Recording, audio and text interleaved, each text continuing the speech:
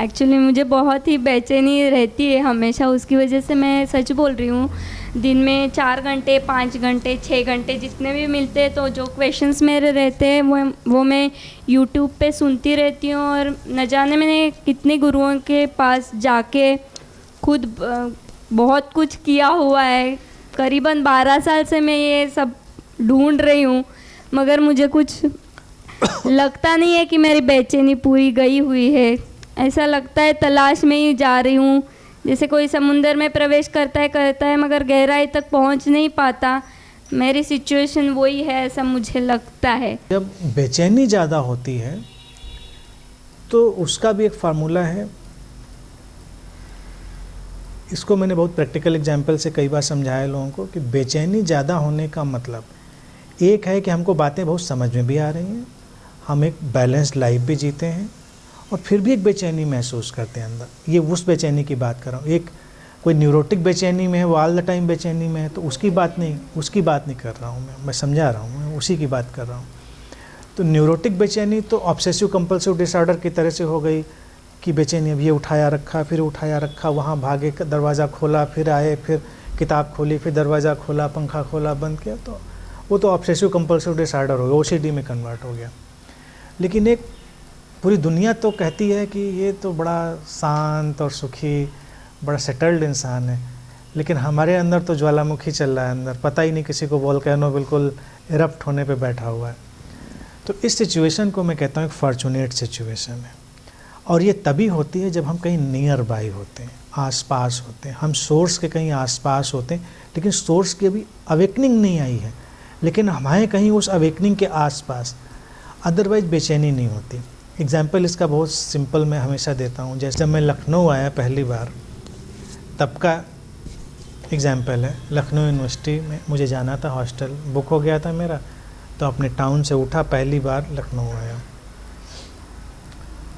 तो ब्रदर मेरे बड़े भाई पहले ही रहते थे, उन्होंने सब पूरा मुझको मैप समझा दिया कि भाई ये आना, और वहाँ पे उस स्टॉपेज पे बस रुकेगी, तो वहाँ से क्लार्क्स होटल दिखेगा, तो जब क्लार्क्स होटल दिखे जिस मोड़ से, उन्होंने अपने हिसाब से बड़ा सिंपल समझाया, और सिंपल समझा कर कोई कितना कॉम्प्लिकेटेड समझ लेगा, उस दिन मुझे एहसास हुआ। उतर जाना, वहाँ से वॉकिंग डिस्टेंस पे है, वॉकिंग डिस्टेंस पे आ जाना।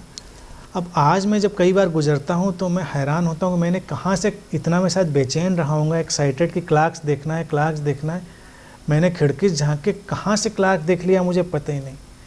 यानी कि जो उन्होंने लोकेशन बताई थी वो बिल्कुल क्लास के मोड़ के पास में ही थी, जब वो थोड़ा आगे बस मुड़ती उधर से जब आती है हमारे टाउन से। हमने बहुत पहले पता नहीं कहाँ से झांका, एकदम क्लार्क्स चमका। मैंने रुकवाई, बस उतर गया भाई, मैंने क्लार्क्स पे उतरना था, और बस हमने कहा वॉकिंग डिस्टेंस बताया था, तो वॉक कर लिया। वॉक करने के बाद और खो गया, ब्लैंक हो गया, कुछ पता नहीं चला। फिर रिक्शे वाले को लिया। अब गुरु भी मिल जाए कॉन्फिडेंट तो और मुश्किल, तो हमारा रिक्शे वाला बिल्कुल गुरु वाला काम किया उसने। हमने कहा भैया वो यूनिवर्सिटी, ये इस हॉस्टल चलना है, पता है तुमको? बोला हाँ यहीं तो है, अभी ले चलते हैं। अब यहीं तो ले चलने में उसने मुझको 1 घंटा घुमाता रहा, यहाँ से वहाँ, वहाँ से वहाँ, यहाँ जो मुझको लिख, तब मोबाइल तो चलते नहीं थे मेरे 90 में, सन 90 में, तो जो लिख के दिया गया था कि वहाँ से जब मुड़ेंगे तो एक पानी की टंकी, अब पानी की टंकी तो एक होती नहीं शहर में, या यूनिवर्सिटी में भी एक पानी की टंकी नहीं थी, 10 पानी की टंकी थी।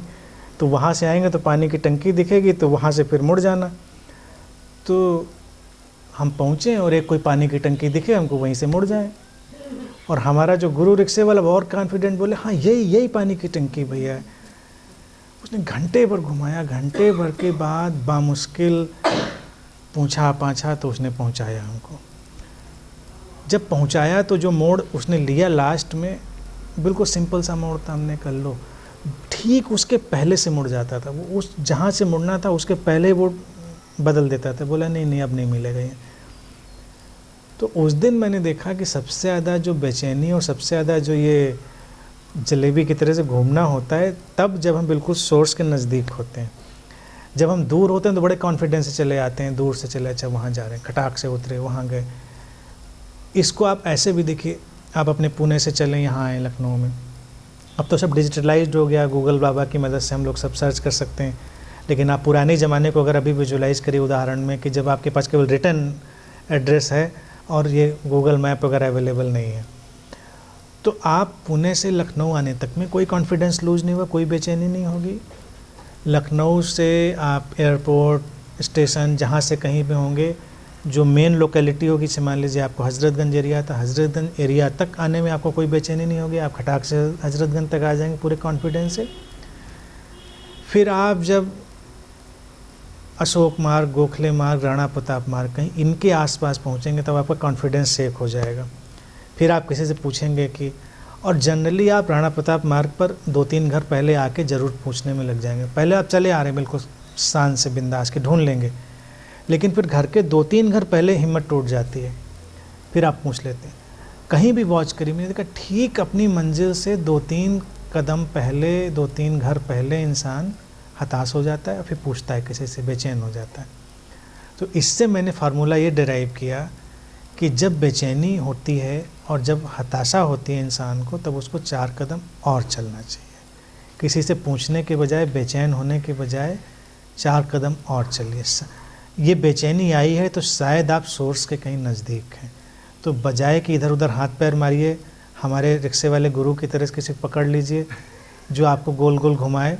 आप 4 कदम और चलिए, अपनी बेचैनी के साथ, अपनी परेशानी के साथ 4 कदम और चलिए, एंड यू विल अराइव।